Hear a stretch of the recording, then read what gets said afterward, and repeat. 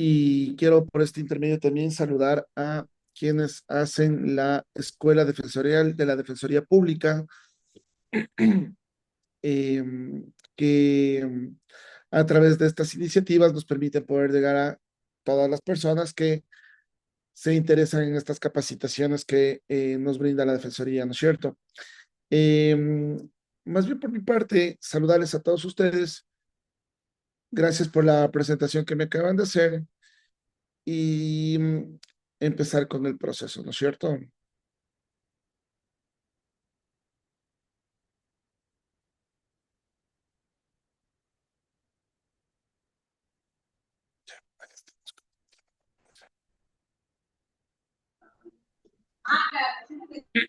A ver, básicamente me han solicitado que hablemos acerca de cómo podemos fomentar nosotros la cultura de paz dentro de nuestro país utilizando los métodos alternativos de solución de conflictos.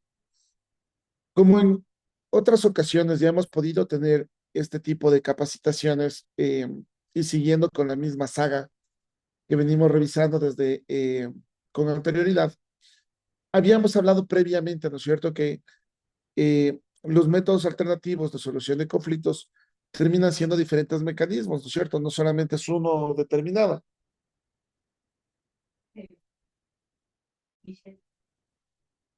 Terminó la...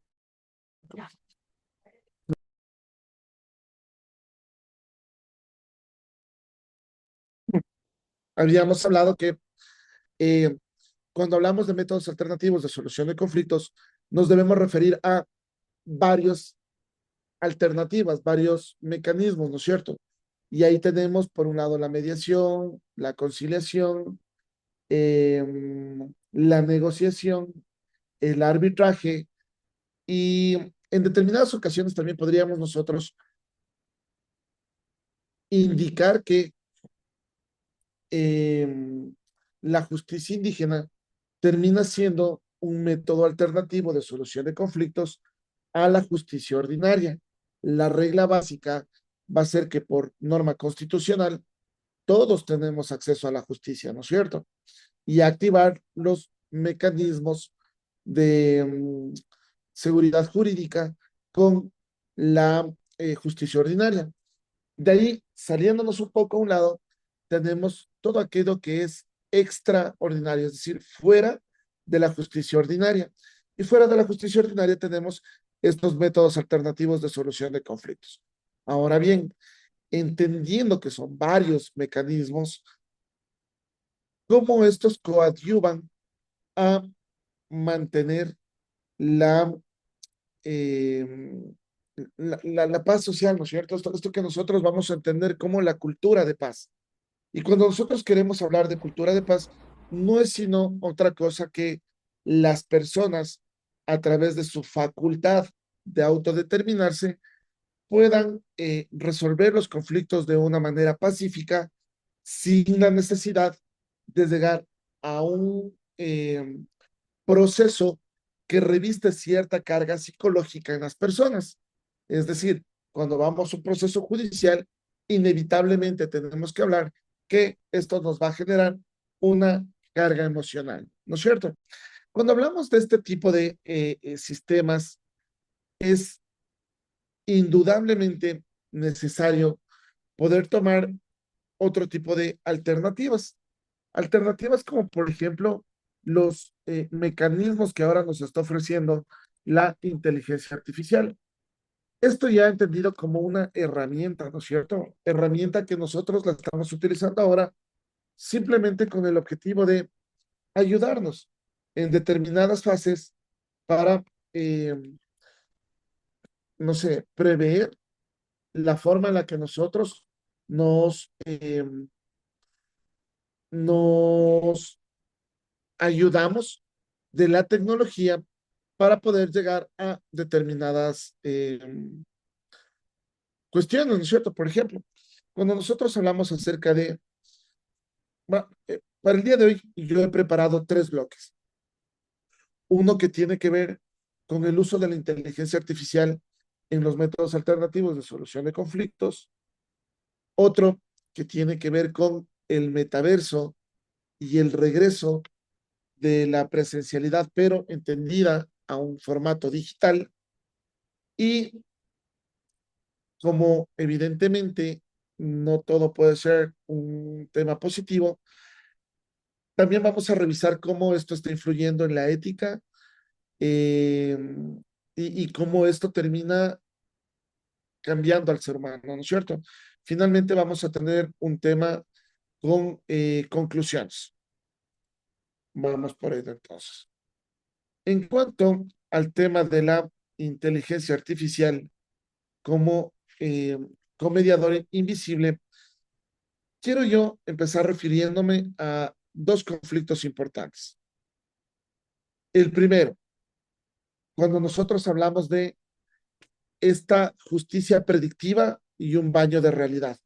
¿Cuál es el problema con el baño de realidad que tenemos nosotros?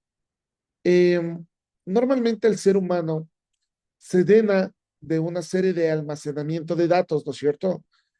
Para poder predecir los resultados.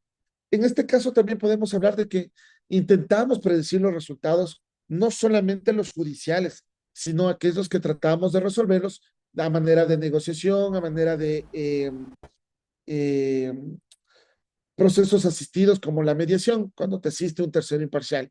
Es distinto totalmente cuando nosotros vamos a empezar a hablar, por ejemplo, del arbitraje, que este ya como es una superestructura de normas, de códigos, de leyes, ¿no es cierto? Aquí vamos nosotros a hacer más bien una estructura predictiva en cuanto a las sentencias, o bueno, hablando de arbitraje de los laudos.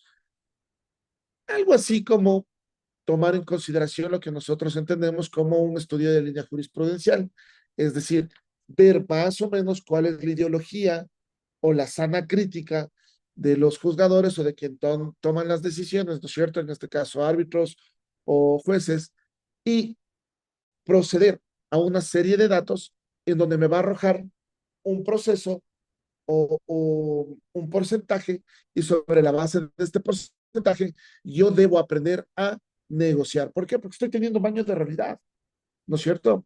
Y en este baño de realidad nosotros deberíamos entender cómo esta, esta probabilidad que nosotros vamos a tener, cómo la inteligencia artificial me ayuda a calcular una mejor alternativa a un acuerdo negociado. Esto ya, pero con datos reales, eliminando cualquier exceso de confianza o que como humanos terminamos tratando de hacer un procedimiento de justicia predictiva, ¿no es cierto? Para utilizar este proceso o este tipo de sistemas, eh, hay varios, ¿no es cierto? Actualmente tenemos varias inteligencias artificiales que nos ayudan a desarrollar este tipo de procesos.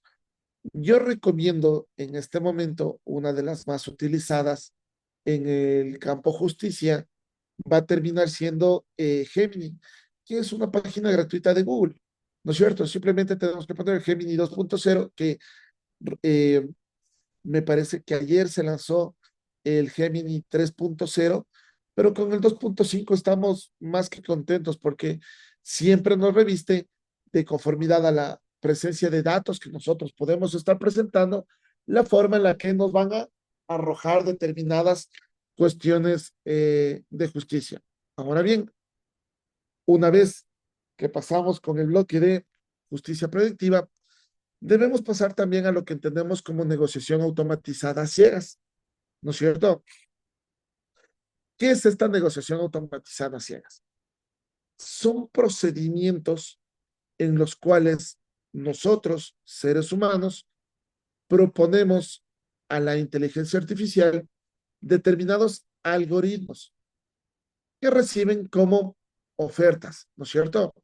Y depende del entorno que nosotros estemos utilizando, podríamos incluso hacer ofertas secretas para ambas partes, utilizándole a la inteligencia artificial como un co-mediador invisible, es decir, una persona que, bueno, una herramienta que te va a mostrar a base de estos algoritmos si las ofertas se cruzan o están cerca. Es decir, si proponemos nosotros una forma de cómo llegar a un acuerdo, la inteligencia artificial va a hacerte este match a través de los porcentajes, ¿no es cierto?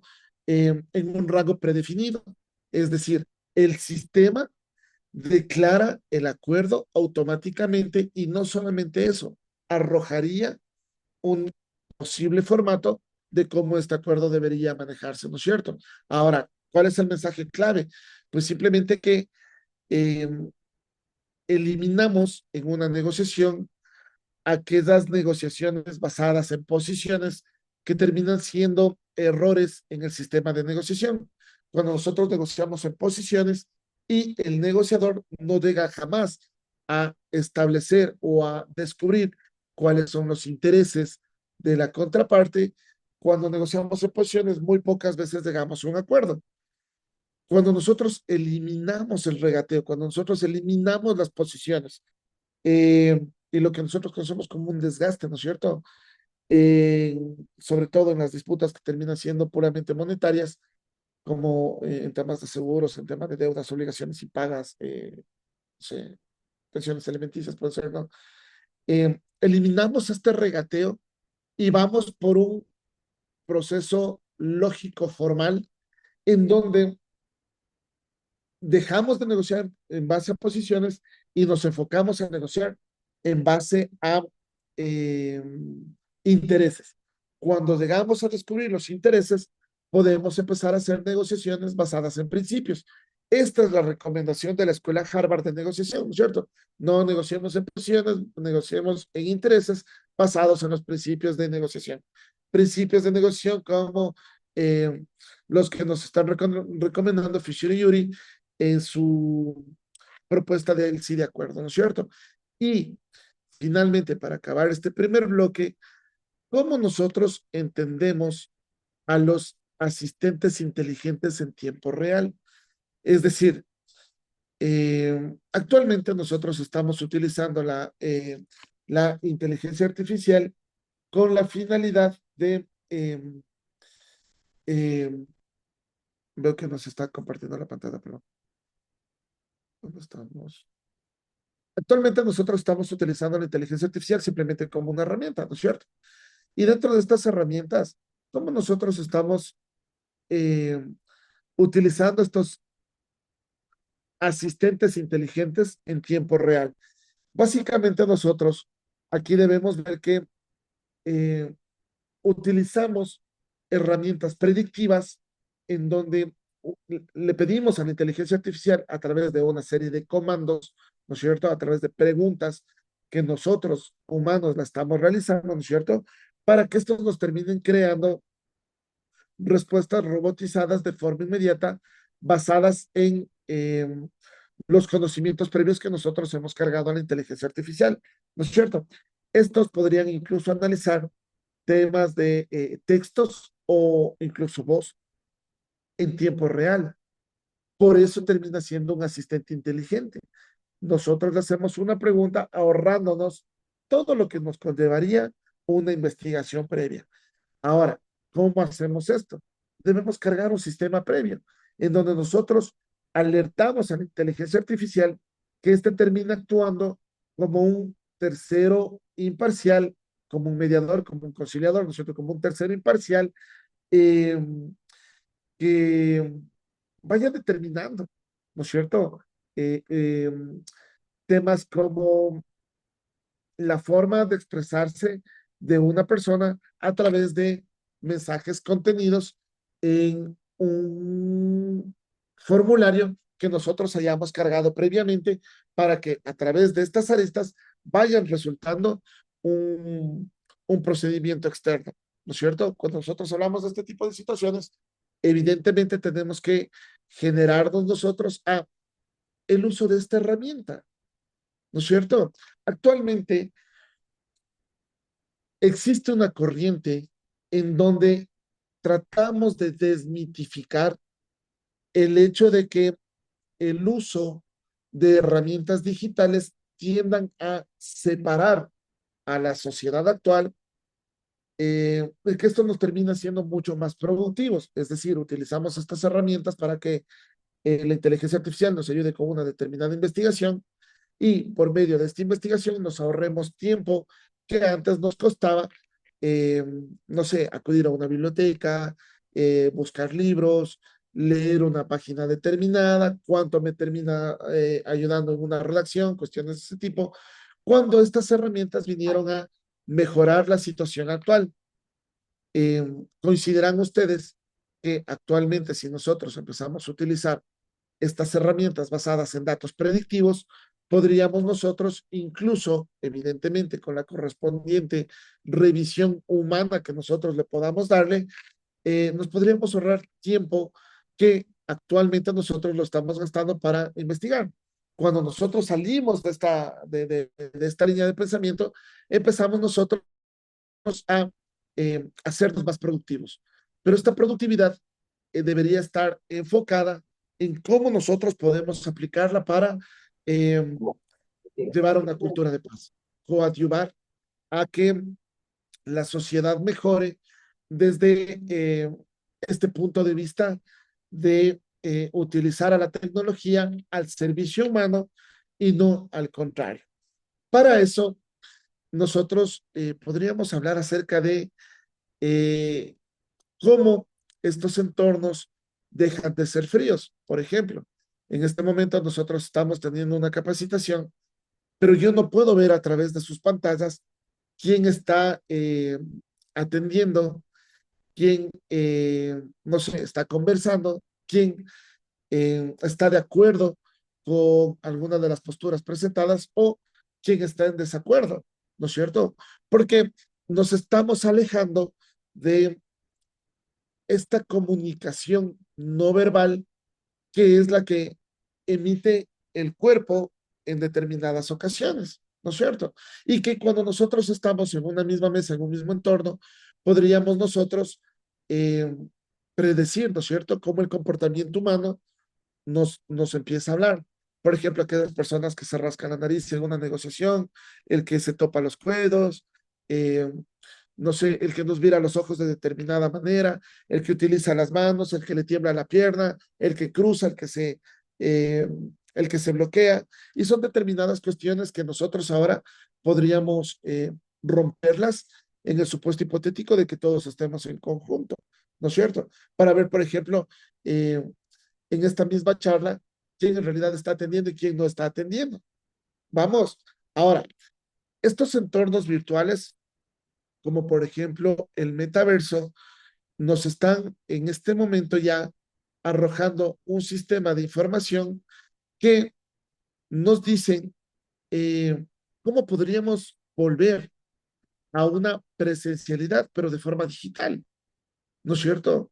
Cuando nosotros hablamos, por ejemplo, de la inmersión como facilitador de la empatía, fíjense que en este tema nosotros deberíamos referirnos a que eh, rompamos la frialdad, ¿no es cierto?, de las videollamadas y utilicemos el metaverso, que no quiere decir otra cosa más que entornos digitales previamente instrumentados, previamente creados, previamente instituidos, para recuperar una experiencia humana, pero a través de entornos virtuales. ¿Cómo? Imaginémonos que en este momento, a través de esta plataforma que estamos utilizando, hemos perdido completamente el lenguaje corporal. Entendido esto, lo único que nos queda es el contacto visual real, para que no haya una fatiga, por ejemplo, de el uso de entornos virtuales. Ahora, una solución es que nosotros empecemos a utilizar este universo digital, este metaverso, ¿no es cierto? Y que esto se fomente a través del uso de avatares que repliquen gestos, miradas y probablemente nos permita una proximidad, ¿no es cierto? Pero en entornos digitales, es decir, estar ahí sin acudir a ese entorno. Y desde cualquier parte del mundo, nosotros podamos sentarnos a tratar de resolver cualquier tipo de conflicto que se nos presente, de cualquier índole. Evidentemente, en este momento, si nosotros entramos a Meta, que termina siendo el entorno digital que está creado por el metaverso, nosotros podríamos empezar a practicar métodos alternativos de solución de conflictos y que nosotros practiquemos como un tercero imparcial eh, para darle como horas de vuelo a un mediador, a un conciliador, ¿no es cierto? Para que éste pueda entrenarse y existen zonas de entrenamiento actual en el metaverso, ¿no es cierto? Entonces yo entro al metaverso y establezco la premisa de entrada, eh, quiero actuar como un experto en métodos alternativos de solución de conflictos y quiero practicar la forma en cómo se deben resolver un conflicto de temas laborales, por ejemplo, ¿no es cierto? Y el metaverso te va a arrojar a un grupo de personas que en ese momento te empiezan a hacer preguntas con respecto a cómo se debe resolver el conflicto que estas personas tienen y te empiezan a hacer preguntas de manera real, incluso traducidas. Puedes estar hablando con una persona de cualquier otro país del mundo, en cualquier otro idioma, pero que cuando tú te expresas va a venir ya traducido al lenguaje que tú pusiste previamente para generar este tipo de procesos. Por eso es que nosotros decimos que estamos diseñando una arquitectura para la paz, ¿no es cierto? Porque se acaba esta carga emocional que prevé el hecho de que yo me siente probablemente en la misma mesa con aquella persona que me prometió algo y que me terminó fallando, ¿no es cierto? Es decir, en temas reales, en nuestra sociedad actual, el entorno influye en el conflicto, porque somos nosotros los que nos estamos proponiendo el sentimiento que le ponemos a, a un caso, a un problema que yo tengo a través de mis percepciones.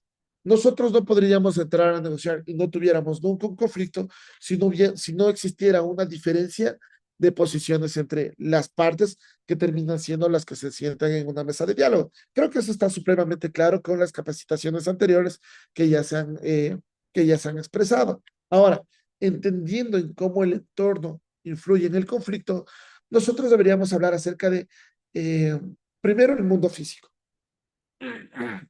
En una parte real, a veces nos cuesta eh, sentarnos a negociar, qué sé yo, con mi pareja con la que me estoy divorciando actualmente, eh, con mis padres con los que estoy negociando determinadas situaciones, con mis jefes con los que estoy negociando un aumento de salario, eh, con mis socios con los que estoy negociando un aumento eh,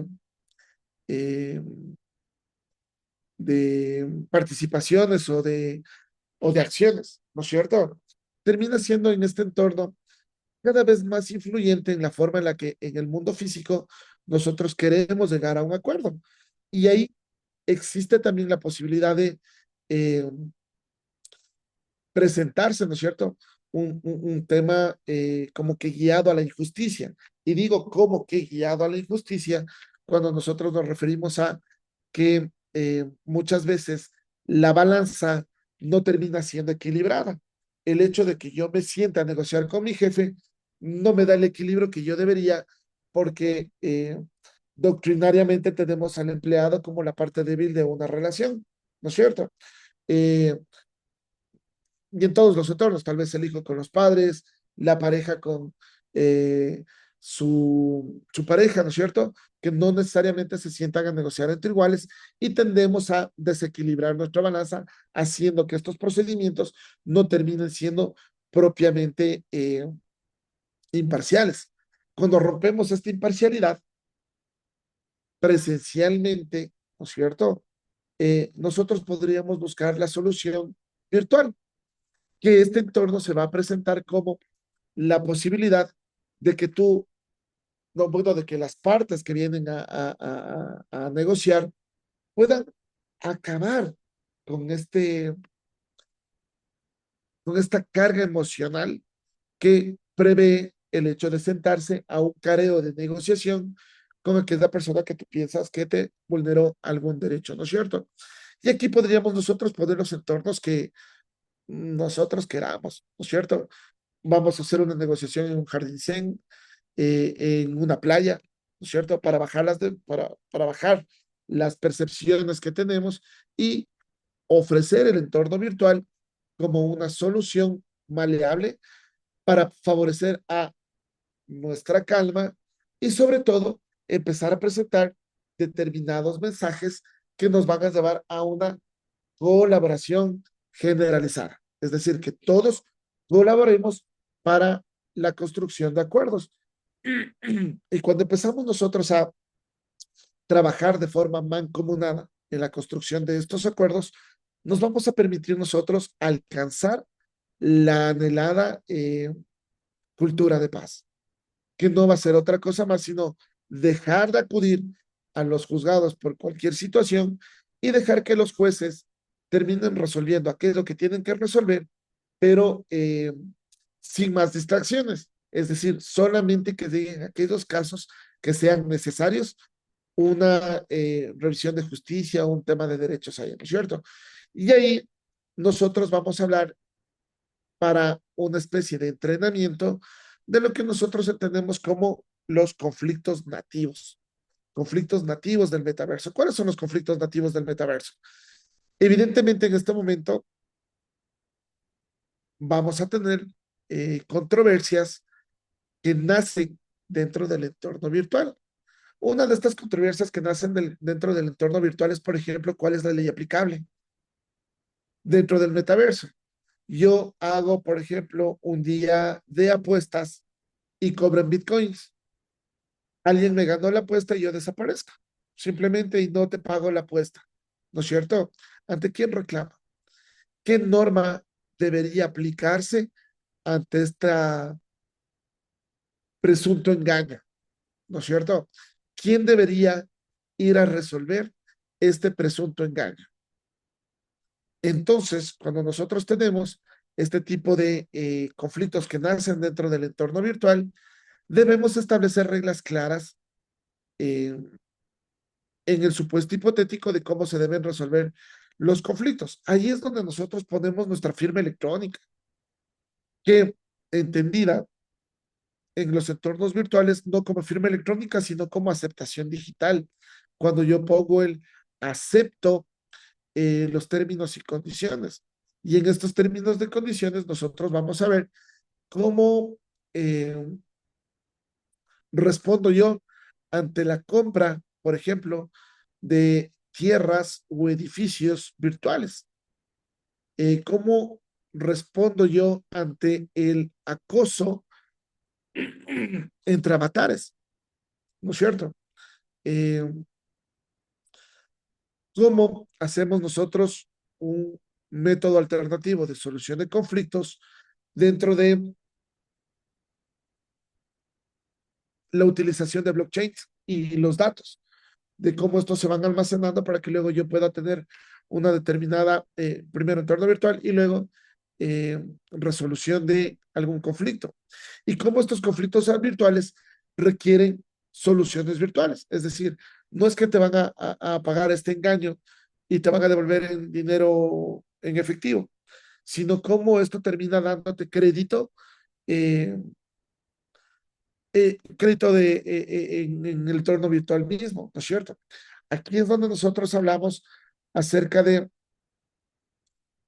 eh, los conflictos nativos del metaverso y cuáles son nuestros linderos, cuáles terminan siendo nuestras fronteras, que no existen en la actualidad, sino que más allá de este tipo de situaciones, lo que se nos está generando sería más bien otro tipo de resolución de conflictos en donde nosotros los humanos utilizamos las herramientas digitales a nuestro favor, a nuestro beneficio, para unir las fronteras, eliminando los, las barreras, ¿no es cierto?, de acceso. Por ejemplo, una barrera de acceso.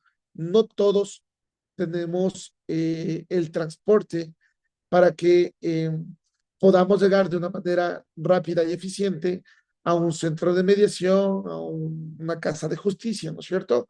A tratar de solicitar que alguien me ayude eh, citándole a la otra parte o invitándole a la otra parte para que se siente en una mesa de diálogo y tratemos de llegar a un procedimiento de resolución de conflictos asistido por un tercero neutral, ¿no es cierto? No todos vivimos en la gran ciudad, que no, digamos, de una u otra manera el transporte está justificado y vamos a llegar a determinadas horas, pero vamos a llegar. ¿Qué pasa esto en otras provincias, en otros pueblos, en otras ciudades, en donde el acceso al transporte público termina siendo difícil? ¿Y cómo nosotros podríamos hacer para que eh, el plan que está determinado por el Ecuador, ¿no es cierto?, por el tema del desarrollo en el país, ¿cómo podríamos ser nosotros para llegar a más dispositivos electrónicos, que todos estemos alfabetizados en el manejo de sistemas electrónicos y que una vez que estemos alfabetizados y tengamos acceso al Internet, podríamos nosotros llegar a resolver nuestros conflictos sin la necesidad de movernos de nuestros domicilios, de nuestras empresas, de nuestros sitios de trabajo, etcétera, etcétera, ¿no es cierto? Y cómo esto nos termina uniendo para que nosotros podamos resolver los conflictos que se nos presentan ahora en el día a día. Es decir, este regreso a la presencialidad nos va a dar la posibilidad de que construyamos entornos en donde nosotros también podamos entender a través de eh, emoticones, emociones o eh, avatares, ¿no es cierto? Como estos avatares terminan presentando emociones dentro de una mesa de diálogo asistida, ¿no es cierto? Y con eso nosotros estaríamos rompiendo este proceso como el que estamos viviendo en este momento, esta falta de comunicación no verbal que ya no podemos vernos porque evidentemente nos corta una pantalla y dependiendo de la pantalla nos está cortando incluso el flujo de nuestras manos, el de las piernas y de cómo estamos utilizando nosotros a nuestros compañeros.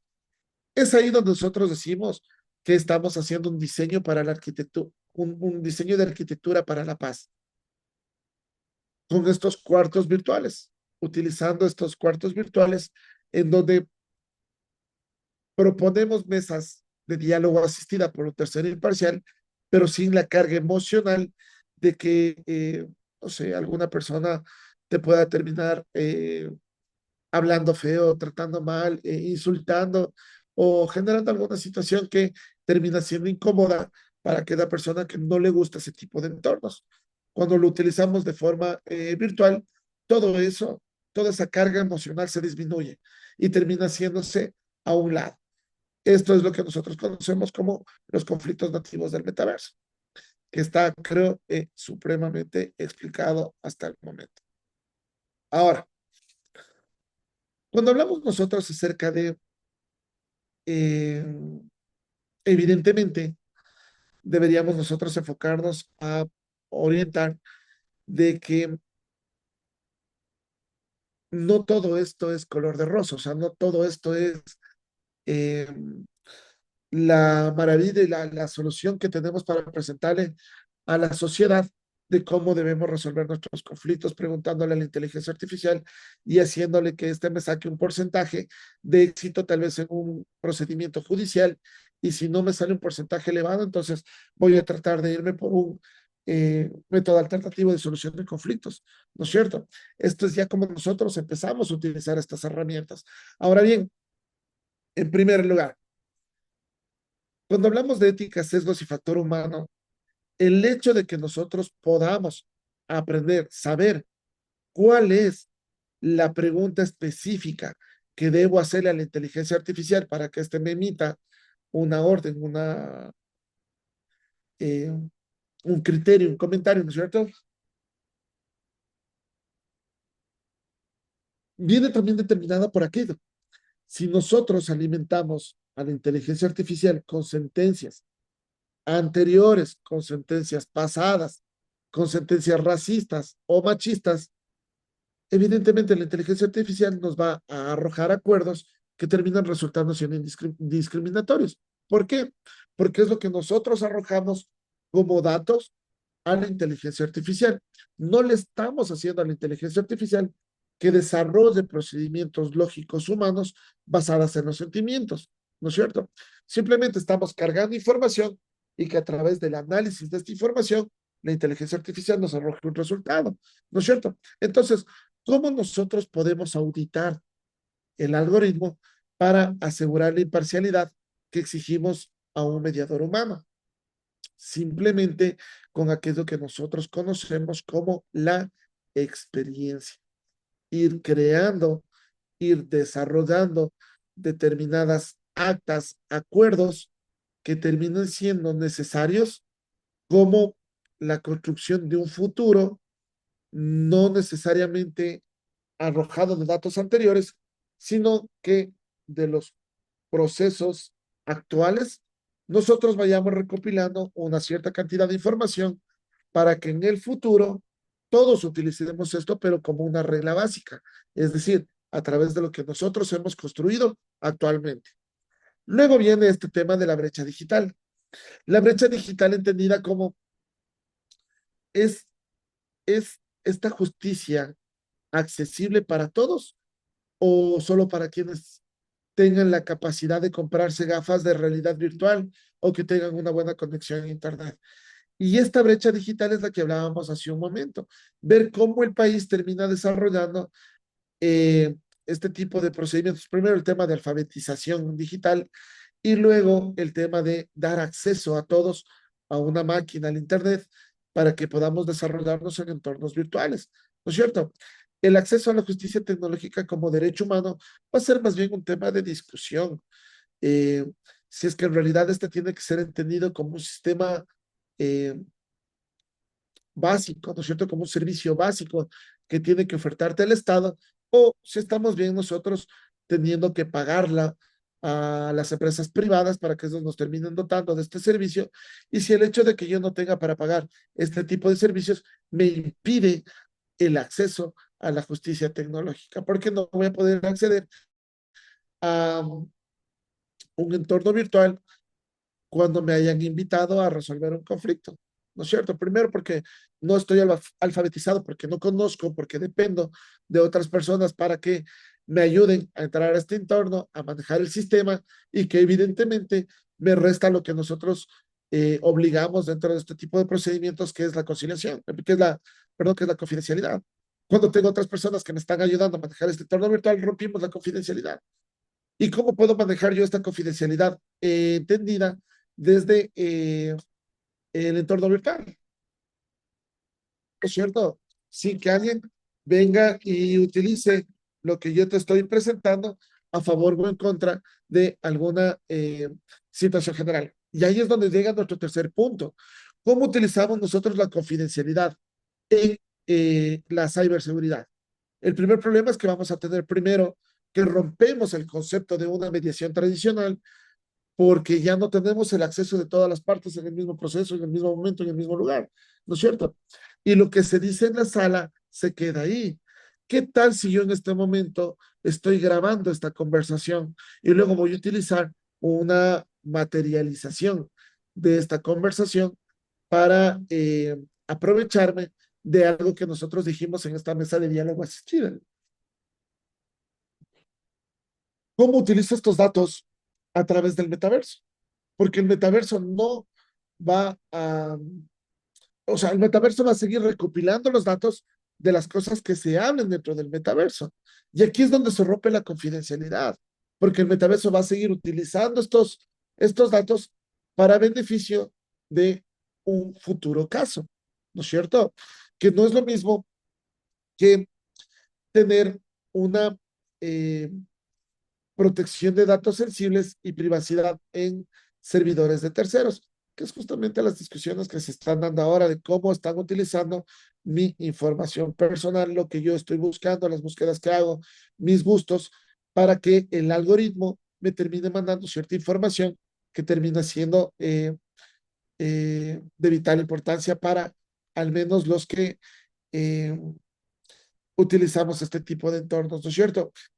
Doctor Daniel Ochoa, creo que con esto terminamos los tres primeros bloques y antes de llegar yo a una conclusión, quisiera abrir más bien al foro mm, las preguntas, porque entiendo que van a tener un montón de información, un montón de cuestiones que necesiten que sean eh, aclaradas para que puedan abrir en este momento los micrófonos a aquellos que necesiten algún tema de aclaración, alguna pregunta o eh, algo que tenga que ver con lo que sea indicado hasta este momento en esta charla. Sí, doctor. Entonces, en este sentido, damos la palabra a toda la mesa virtual para que puedan participar. Preferentemente sería de manera hablada, abriendo sus micrófonos. Pueden alzar la mano virtual. También lo pueden hacer las personas que deseen escribiendo en el chat del presente Zoom. Sin embargo, sería preferente de que se lo haga de manera hablada, como indica el doctor Williams. Así es que los micrófonos están abiertos para todas las personas que deseen hacer una consulta, un mensaje, una aclaración, alguna situación. Y utilicemos, por favor, la mano levantada para que vayamos haciendo un tema organizado, tema ordenado. Me parece que de las 340 personas que nos encontramos en este momento, vamos a tener ahí temas que discutirlas, ¿no es cierto? Tenemos una mano levantada. El doctor Johnny Andrés Zurita, por favor, tiene la palabra. ¿Cómo está, doctor? Sí, muy buena. Una consulta, ¿no? De aquí a 5 años sabemos que la inteligencia artificial en el ámbito de nuestras funciones o de nuestra profesión eh, va a asumir o va a tener mucho más peso. Eso va a constituir también mucha más preparación o menos preparación para nosotros, los abogados en sí, o en qué van a constituir realmente en que nosotros ya tenemos que cambiar esa línea de solo trabajar, eh, qué sé yo, como usted lo dijo, ya trabajar directamente en esas instancias, en el metaverso, eh, direccionarnos directamente para esas líneas. Bueno, muchas gracias, doctor Zurita, por esa pregunta, pero más bien el tema es desmitificar eso, ¿no es cierto? Lo importante más bien termina siendo de cómo nosotros los seres humanos utilizamos estas herramientas en beneficio de nuestro trabajo. Por ejemplo, eh, si eres juez, vas a utilizar esta herramienta haciéndole la consulta de tengo esta demanda, tengo estas pruebas, tengo esta contestación. ¿Cuál sería el criterio de la inteligencia artificial en el porcentaje de el hecho con el derecho para cuál sería el resultado? Si tú eres defensor público y protegemos a la víctima o defendemos a la víctima, ¿no es cierto? Nosotros podríamos utilizar la inteligencia artificial para preguntarle en qué grado mi contestación a la demanda, mi demanda, termina siendo satisfactoria para llegar a un caso o llegar a la solución de un caso. O podríamos hacer cómo utilizo estas herramientas para defenderme de un caso que se encuentra propuesto. Evidentemente, lo que quiero llevar es que el criterio humano, el pensamiento, la evolución del pensamiento humano termina siempre prevaleciendo por la inteligencia artificial, sobre la inteligencia artificial. ¿Por qué?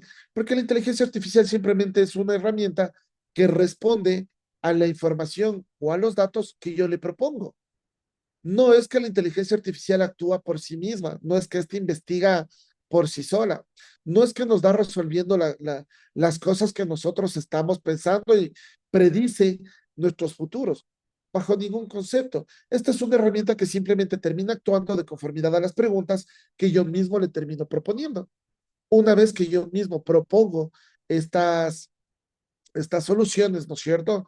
Estas preguntas, esto lo único que me ayuda es a ahorrarme tiempo en cuanto a las investigaciones o me ayuda generando diferentes axiomas que probablemente yo no los tengo en radar y que como termina siendo mucho más frío, mucho más calculador, me dé o me arroje un dato mucho más real que el que yo creo que debería pasar. Es ahí donde yo creo que el ser humano bajo ningún concepto va a ser suplantado por la máquina.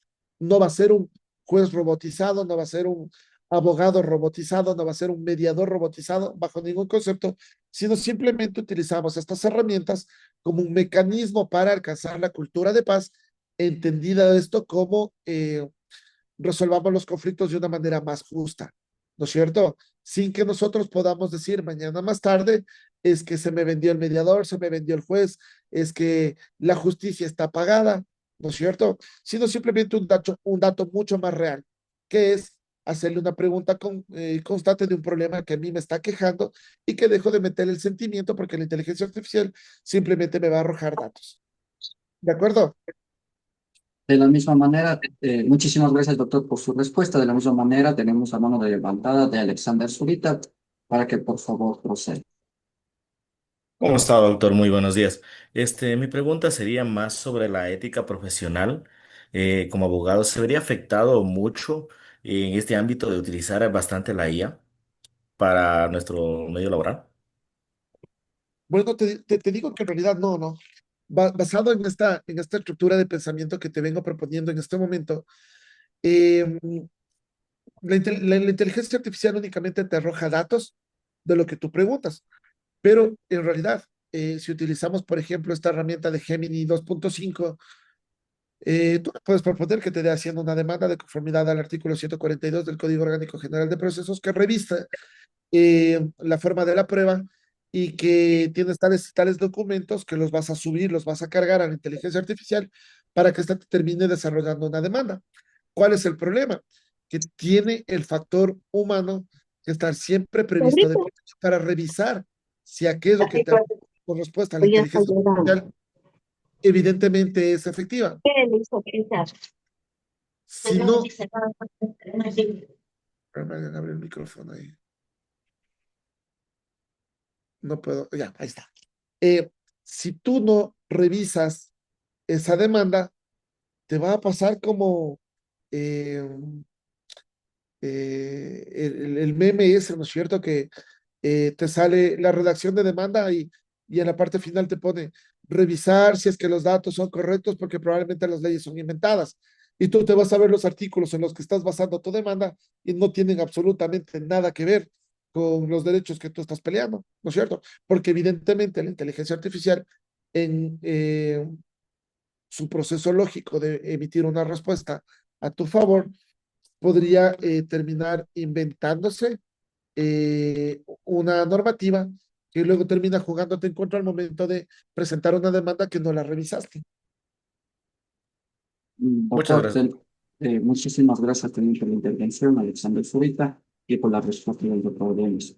Estimado doctor Dueñas, tenemos una, dos, tres, cuatro preguntas en el chat. No sé si las va apuntando o las va respondiendo una por una.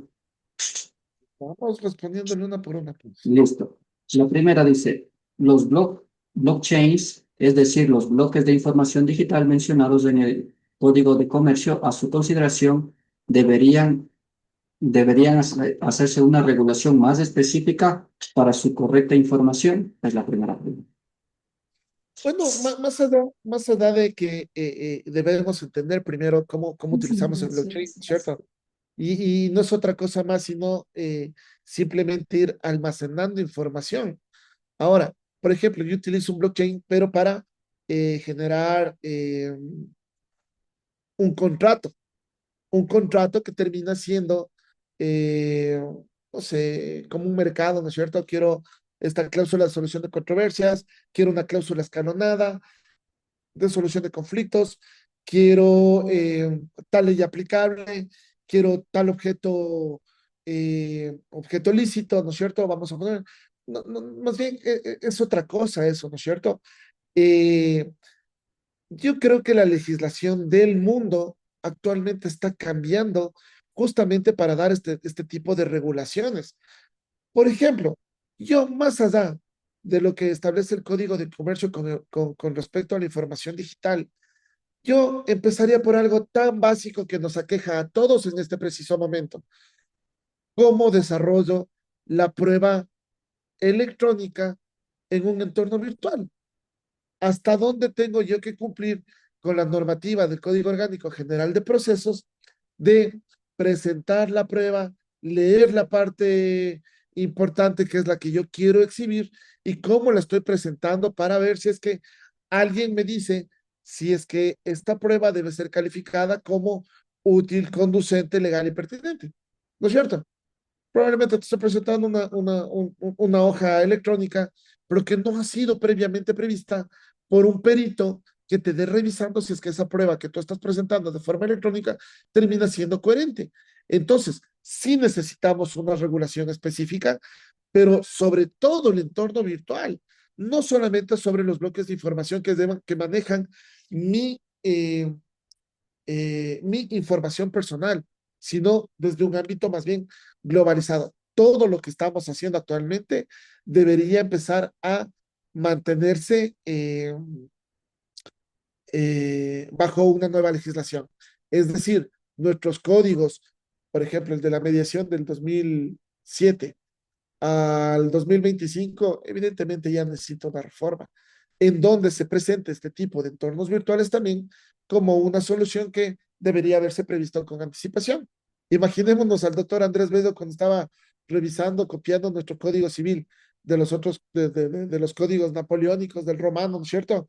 Imaginemos al doctor Andrés Bedo copiándose esto, imaginándose que tal vez de aquí a 80 años probablemente íbamos a terminar haciendo audiencias civiles en entornos virtuales y presentando pruebas sobre demarcaciones de linderos a través de entornos virtuales. Imagínense, ¿no es cierto?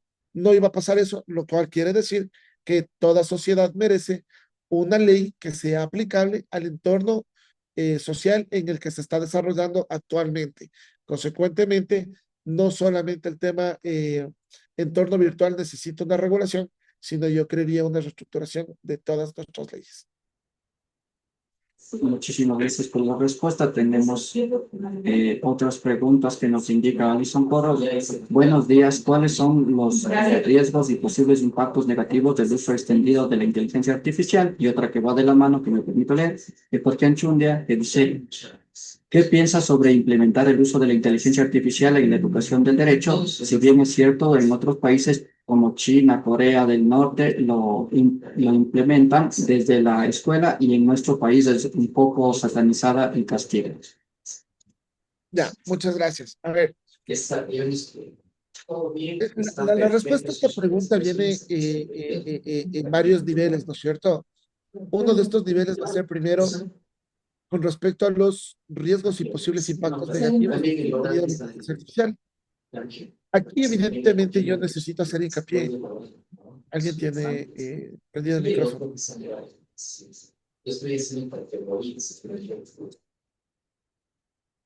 Ya, a ver. Con respecto a a los riesgos y posibles impactos negativos,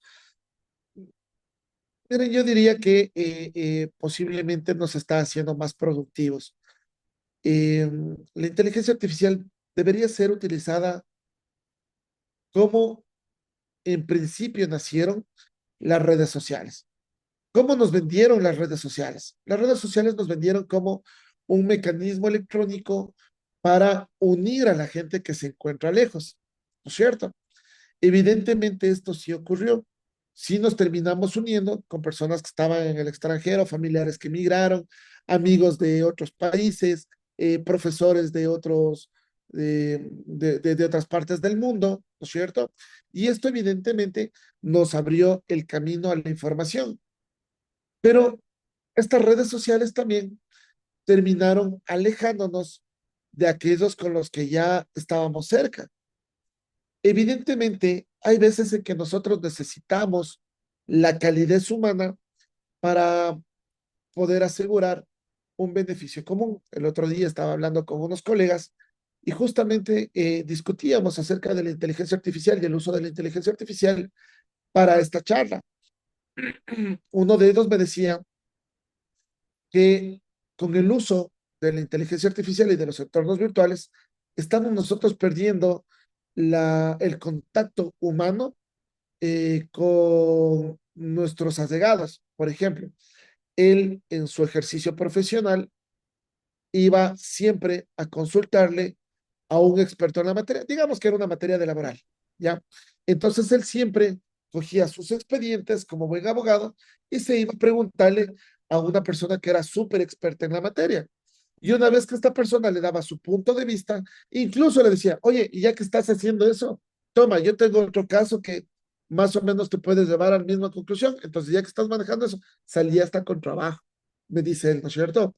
El hecho de que ahora yo estoy utilizando la inteligencia artificial me ha encerrado tanto en mi mundo que ahora tengo, cuando se suponía me estaba ahorrando el tiempo de investigación y que este tiempo yo ahora lo tenía que invertir para, no sé, estar con mi familia, para salir a pasear, para ejercitarme. Lejos de estar haciendo eso, me convirtió en una persona más productiva. Es decir, lo que antes yo desarrollaba 10 casos a la semana, ahora puedo desarrollar 30 casos a la semana. Lejos de unirme más a mi familia, me desunió aún más porque me volvió más productivo y ahora tengo muchos más problemas que resolverlos. ¿No es cierto? ¿Por qué? Porque me hice simplemente más productivo. Ese digamos que va a ser uno de los impactos negativos. Es no lejos de acercarnos a las personas, nos va a terminar desuniendo por, yo prefiero utilizar el entorno virtual y no tener que trasladarme hasta una casa de justicia, hasta una unidad judicial para llegar a la resolución de un conflicto, ¿no es cierto? Ya no, ya no ya no necesitaría eh, trasladarme ni tener el contacto humano porque simplemente lo puedo hacer a través de este entorno virtual, ¿no es cierto? Lejos de unirnos, nos desune, lejos de eh, darnos más tiempo para ejercitarnos, para ocuparnos en nosotros mismos, nos está volviendo más productivos y con esta productividad, evidentemente, menos tiempo tenemos para aquellas cuestiones que deberían estarlos gestionando desde un entorno humano, ¿no es cierto? Desde un tema de la calidez humana.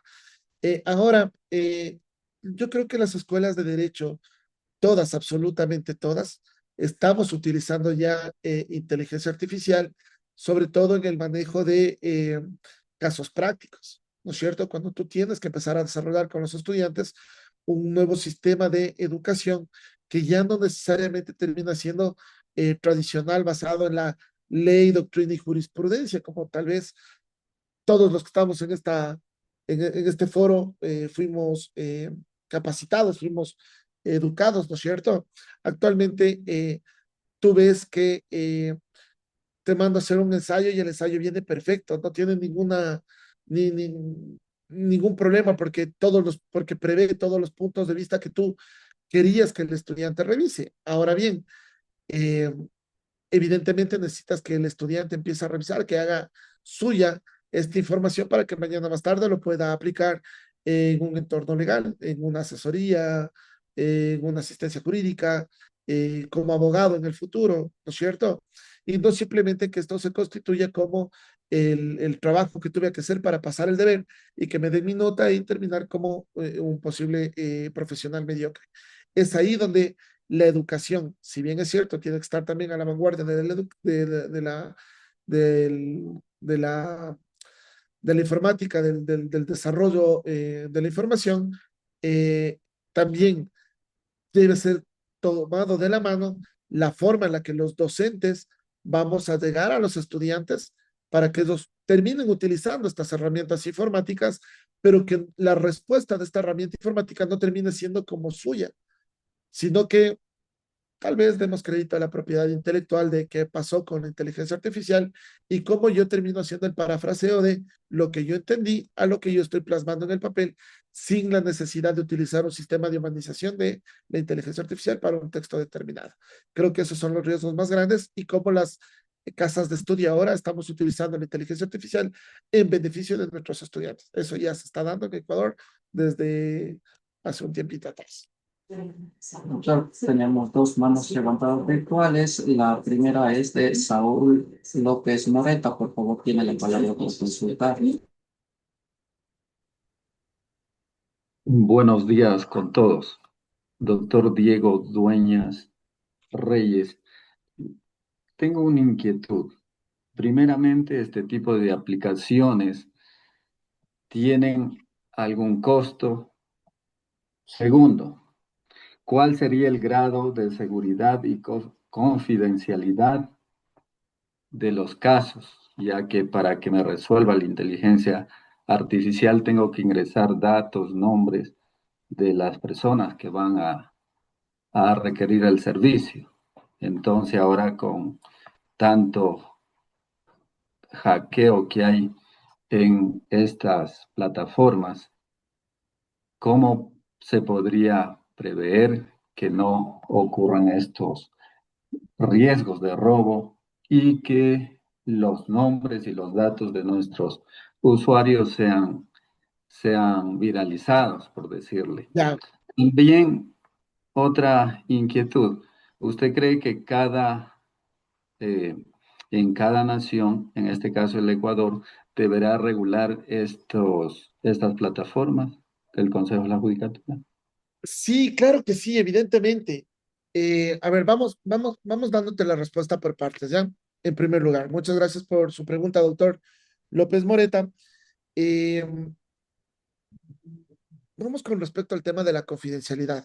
Esto sí reviste, evidentemente, un conflicto para la resolución de problemas o de disputas en entornos virtuales. ¿Cómo puedo yo determinar que en este momento alguien mismo no está con su teléfono grabando esta charla? ¿No es cierto? Y que luego utilice esto que nosotros estamos indicando para un beneficio eh, determinado, ¿no es cierto? Eh, Basado en las normas, basado en las reglas, por ejemplo, para nosotros la ley de mediación y arbitraje, sabemos que este tipo de procesos son confidenciales y que luego cuando yo quiera utilizar algo que yo haya dicho, algo que yo esté grabado en mi favor o en mi contra, ningún juez va a terminar utilizándolo porque sabe que viene desde una prueba maleable, desde una prueba recogida, desde una prueba dañada, ¿no es cierto? Pero, ¿qué pasa si es que utilizo yo esta información y la publico en TikTok con la finalidad de viralizar esta información y hacer daño de otra manera, una declaración que yo dije dentro de una mediación, ¿no es cierto? Básicamente la única solución hasta el momento que se ha podido presentar es que quienes ingresen a un entorno virtual venga con entornos encriptados, es decir, una invitación que única y exclusivamente yo, Centro de Mediación, le presenté al doctor Saúl López Moreta y a nadie más. Como solamente usted y nadie más que usted tiene un código de desencriptación para abrir el documento y unirse a mi sala de mediación, evidentemente, eh, todo lo que se habla ahí, únicamente usted podría haber tenido acceso, ¿no es cierto? Ahora, ¿qué pasa cuando utilizo esta información en los entornos virtuales? Hablemos del metaverso. En el metaverso, cada palabra, cada dato, cada cosa que nosotros hagamos va a seguir alimentando una super máquina. Evidentemente, no va a ser utilizado salvo que un humano mismo utilice esa información en contra de alguien que lo requiera, ¿no es cierto? Pero de momento estos entornos virtuales se nos terminan yendo de las manos con respecto al tema manejo de datos personales, porque finalmente el dueño del entorno virtual va a ser quien va a seguir almacenando nuestra información y luego este sabrá cómo la utiliza a su favor. De ahí es que legislaciones como la de Estados Unidos, como la de Inglaterra, como la de Francia, ha venido a poner determinados impedimentos a estas empresas que recopilan datos para que luego nuestros datos no sean vendidos y que no puedan ser negociados, ¿no es cierto? Y países como estos están poniendo determinadas restricciones legales en donde el uso indiscriminado de nuestros datos para la venta, para el marketing, para el telemercadeo, termina siendo prohibido. De ahí probablemente podamos llamarlo como un sigilo de información virtual. Muchas gracias por su respuesta, Ya, doctor. Teníamos una mano levantada, sin embargo, parece que se arrepintió de hacer la pregunta, pero tenemos más en el chat. Una de las preguntas es del abogado Jaime Andrade, que indica, ¿estaría de acuerdo que la IA sea un comediador? Sí, sí, evidentemente. Sobre eso se habló en la primera parte de la charla. Eh, yo estoy súper de acuerdo en utilizar a la inteligencia artificial como como un comediador invisible, en donde yo le pueda exponer el caso y yo como mediador preguntarle a la inteligencia artificial cuáles deberían ser las preguntas abiertas, cerradas, que yo podría preguntarle a las partes para romper las hipótesis y tratar de llegar a los intereses. O podría preguntarle a la inteligencia artificial que me arroje 3 o 4 alternativas de posible solución del caso o de posibles preguntas para determinados escenarios. Cómo actuar cuando son todos colaborativos, cuándo actuar cuando uno es colaborativo y el otro no es colaborativo, cuando los dos no son colaborativos, etcétera, etcétera. Yo le voy proponiendo los escenarios a la inteligencia artificial y la inteligencia artificial me va a arrojar un porcentaje. Y sobre la base de ese porcentaje, también me va a hacer las preguntas para que yo, humano, las utilice en la mesa de diálogo. No obstante de aquello, recordemos que en realidad el buen mediador o el buen negociador o el buen conciliador se hace sobre la ¿Y por qué base. estaba hablando? No tenía que ir a entregar. ¿Qué pasa? Alguien está hablando. Capaz Ya, eso de que estaban, que le llamaban y le llamaban, le mandaron un mensaje. Súper. ya. Entonces, Ahora, sobre la paso base, nada. no sigue abierto el micrófono. Ya, perfecto. Tú les puedes seguir haciendo preguntas sobre la base de cómo quieres manejar el conflicto. Sin embargo, ya en el momento de la mesa de diálogo, te va a tocar improvisar de ley con respecto a alguna de las aristas que te hayan salido y que no han sido previstas por la inteligencia artificial en este bagaje de información, ¿no es cierto? Tenemos otra consulta de Eva Lozada, que nos consulta, ¿la IA podría predecir resultados de mediación al usar bases de datos de casos anteriores? ¿Qué tan ético sería esto? Eh, mientras la utilices únicamente en base a los casos anteriores y cómo estos se terminaron resolviendo, podrías ir generando una línea de pensamiento. Sin embargo, en nuestra experiencia, ningún caso, por parecido que sea, ningún caso termina siendo igual a otro. Cada uno viene con su propio eh, trajín. Ninguno va a ser igual que otro. Así es que probablemente yo pueda pedirte a la inteligencia artificial que me diga, por ejemplo, cómo yo debo manejar la resolución de un conflicto en materia de alimentos para la fijación de una pensión alimenticia. ¿No es cierto? Por ahí me sale la tabla, es esta, tú no puedes pagar menos de lo que te ordena la ley, la Constitución te ordena tal cosa, la Corte Constitucional ha determinado determinadas eh, consultas, entonces más o menos estos son los parámetros que tú debes tomar al momento de llegar a un acuerdo en la fijación de una pensión alimenticia. El hecho de que yo me capacite previamente con inteligencia artificial de cómo yo puedo resolver un conflicto para yo, digamos que soy un arquitecto, desconozco de las leyes, pero como arquitecto soy mediador y me dejaron una mediación para la negociación de una fijación de pensión alimenticia, voy y me preparo con la inteligencia artificial, me da los parámetros y con eso vengo y no termino haciendo un acta que termine vulnerando derechos. En cuanto a la ética, me parece que sí es necesaria, sí es plausible y sobre todo termina siendo necesaria para nosotros, ¿no es cierto? Como herramienta para información de datos. Cuando no lo vemos de esta manera y cuando lo vemos como me estoy robando información de casos anteriores para utilizarlas a mi beneficio, para no, qué sé yo, no pensar y simplemente copiar y pegar la respuesta, evidentemente, ahí no estamos siendo éticos porque no nos estamos interesando en el caso. Ni siquiera hemos hablado acerca de la imparcialidad, de cómo este caso debería haberse llevado, sino que simplemente me estoy rompiendo esta imparcialidad porque ya me estoy haciendo un juicio de valores a través de la respuesta que me ha dado la inteligencia artificial. Y ahí es donde rompemos el lado humano de la parte artificial. La siguiente pregunta es de Fernando Guerrero, que consulta cómo ayuda la IA a fortalecer la mediación y la conciliación para fomentar la cultura de paz.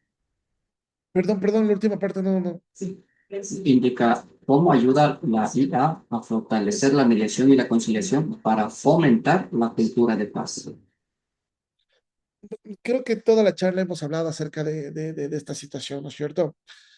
Te ayuda en el espectro de que las personas empezamos a resolver los conflictos de una manera más pacífica porque ya no tienes una carga emocional que te revista estar sentado con una persona que tú consideras que vulneró tus derechos y que tengas que verle nuevamente sentado en una misma mesa de diálogo, viendo cómo se burla de ti. Y esto ya te genera una carga emocional, ¿no es cierto? Salimos de esta carga emocional que nos prevé sentarnos frente a frente con una persona que posiblemente me falló a mi relación inicial, ¿no es cierto? Y luego me toca verme en los juzgados con otra carga emocional mucho más pesada, mucho más fuerte, porque aquí ya no puedo negociar, porque aquí ya no puedo llegar a un acuerdo si no me toca blanco-negro, alguien gana, alguien pierde y probablemente no sé si yo gane, si yo pierda, y ya no tengo yo el porcentaje de probabilidad, ya no se encuentra en mis manos, ya no se encuentra en mi espectro personal. Entonces, allí es donde nosotros empezamos a generar conflictos mayores que determinan en problemas súper más grandes, ¿no es cierto?, de los que empezamos gestionándolos. Ahora bien, si nosotros empezamos a utilizar primero entornos virtuales como el metaverso, cuestiones de este tipo, ¿no es cierto? Que se vaya un avatar a una mesa de diálogo asistido, en donde yo le pueda estar poniendo las emociones que yo considero en ese momento y alimentándole la forma en la que yo quiero resolver el conflicto, incluso hablando directamente, sin necesidad de estar escribiendo, simplemente hablando, ¿no es cierto? Podríamos romper esta brecha y más bien acabar con la parte de la carga emocional que reviste un conflicto y saltándonos la teoría del conflicto, vamos directamente a romper esa carga emocional, utilizamos la inteligencia artificial para que me arroje datos de cómo debo manejar una negociación y me presenta una negociación asistida en la posibilidad de llegar a mi mejor alternativa a un acuerdo negociado. Es decir, mucho más beneficio que la satanización a la inteligencia artificial y al uso de entornos virtuales. Creo que vienen más bien a ayudarnos a alcanzar esa anhelada cultura de paz que hoy por hoy se propone en todas las instancias de nuestro país. En razón del tiempo y los contextos de las consultas realizadas, voy a proceder a leer la última pregunta, doctor, porque han habido bastantes interacciones y son similares a lo que ya se ha hablado. Sin embargo, Milton Pérez se consulta, ¿qué pasa si el acta de mediación termina violando derechos o perjudicando gravemente a una de las partes? Bueno, primero ahí, si se generó una acta de mediación, evidentemente tenemos que buscar la nulidad del acta. No hay otra, ¿no es cierto? Peor aún si esto termina vulnerando derechos. Nosotros sabemos que la nulidad la podemos llevar por cuando el acta de mediación prevé error, fuerza y dolo. Si es que existe dolo entendida como la intención positiva de hacer daño o a una persona, ¿no es cierto?, a una de las partes, el mediador termina siendo cómplice o encubridor del cometimiento de un delito.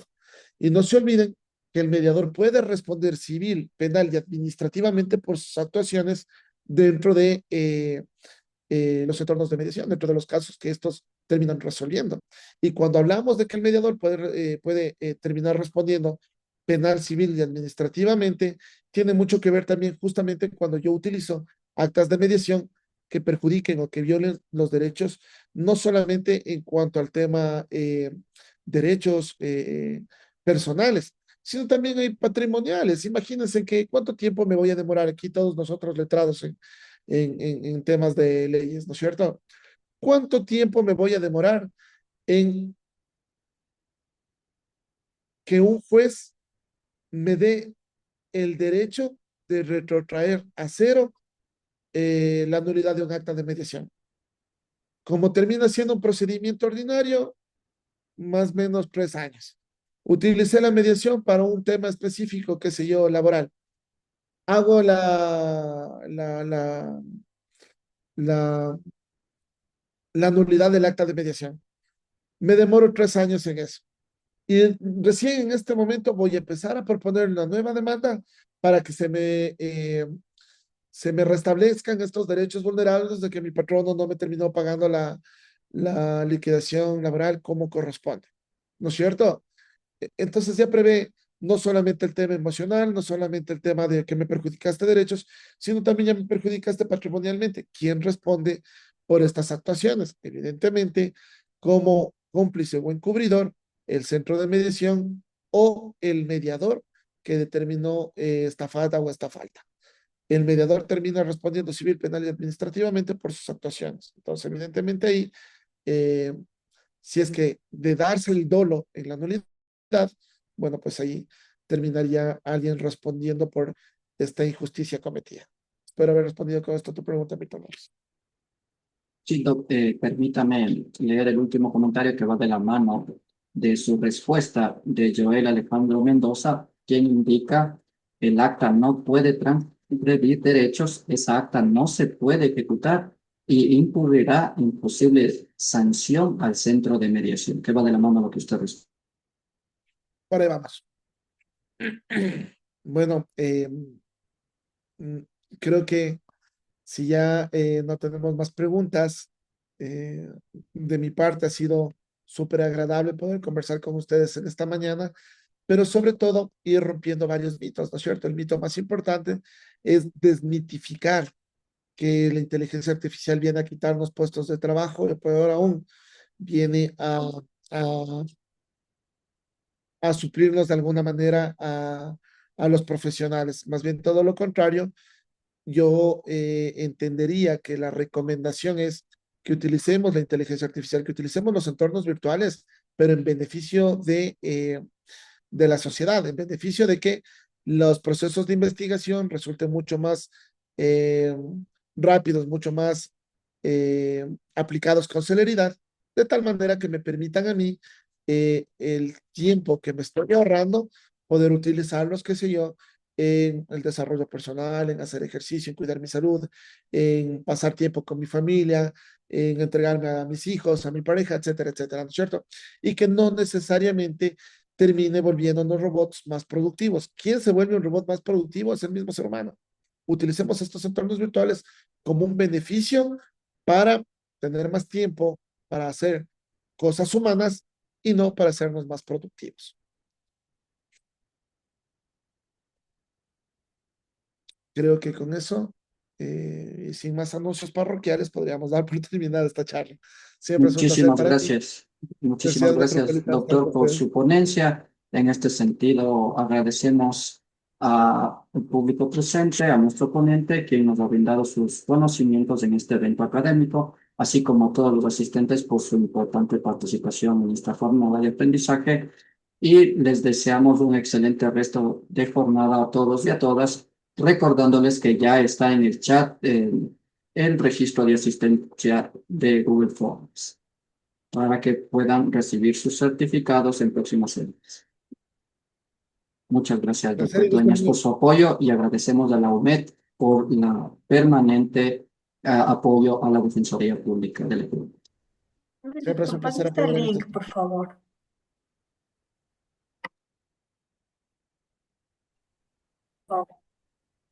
El link se olvidaron de enviar. No han enviado, sí, no han enviado el link.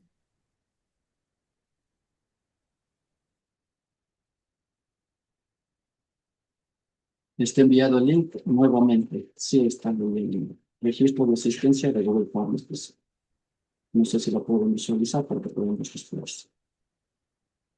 No, no se lo Buen día, visualiza. no se visualiza ningún No link. está el link. Buenos días, no hay ningún link. No hay link.